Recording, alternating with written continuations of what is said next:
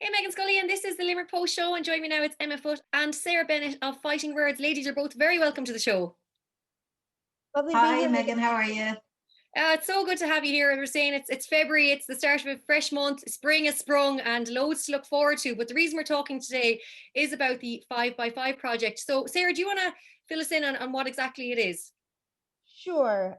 So the 5x5 project was inspired by the fact that we all need to get out and experience the kind of the beauty of what's around all of us within our 5 kilometer radius. And so we were really encouraging people to be creative in response to the world around them. So the idea is to go for a walk, get outside, get some fresh air, take a picture of something that inspires you. It could be something big, it could be something small, and then use that picture to inspire you to write something. And that could be something as small as a 5 word caption to a paragraph in 5 stories. Maybe there are 5 objects in the picture you want to tell a story about, or a 5 line poem. But that's kind of the parameters around it. But we really just want people to get outside and to get creative.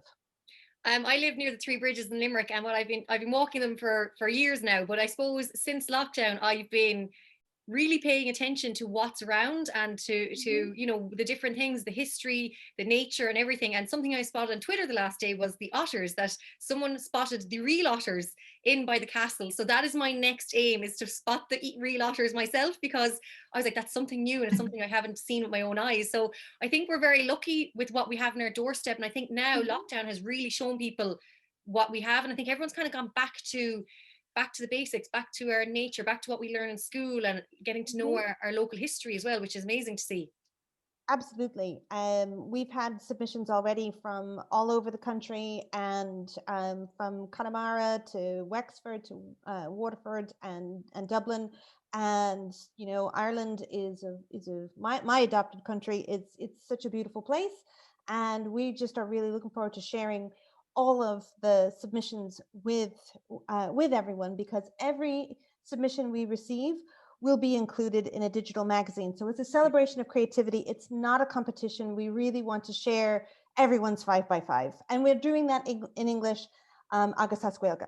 Oh, Shinga Hiantach. And Emma, of course, you're leading the Limerick, and I suppose we want to get as much submissions for Limerick as possible.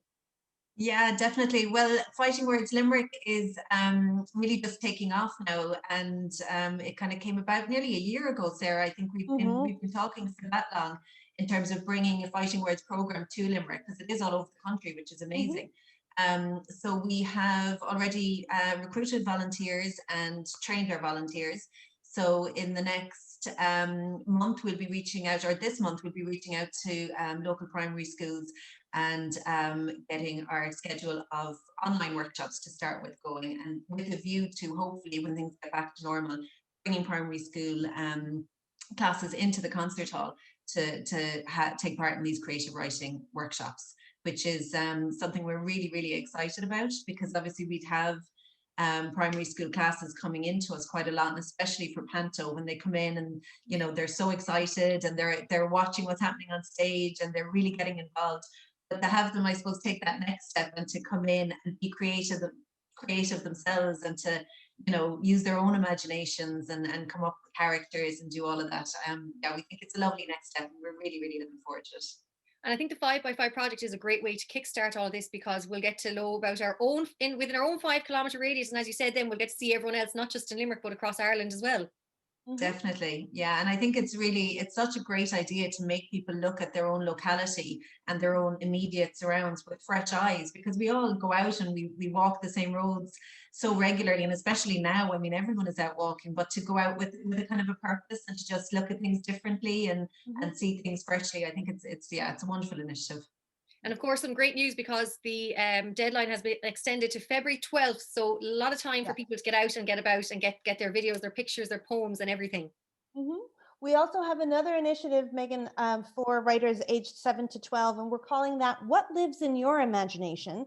And we're encouraging children to write about animals. So that could be their own pet. It could be a wild animal that they might see in their locality. It could be a creature they invent in their imagination.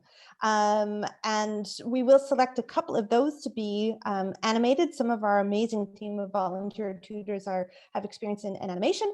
But again, all of those stories, we're going to share those as well. So there are a couple of ways for people to get creative and get involved with Fighting Words, in addition to our programs with schools that happen, as Emma said, in locations all over Ireland. They're happening online now.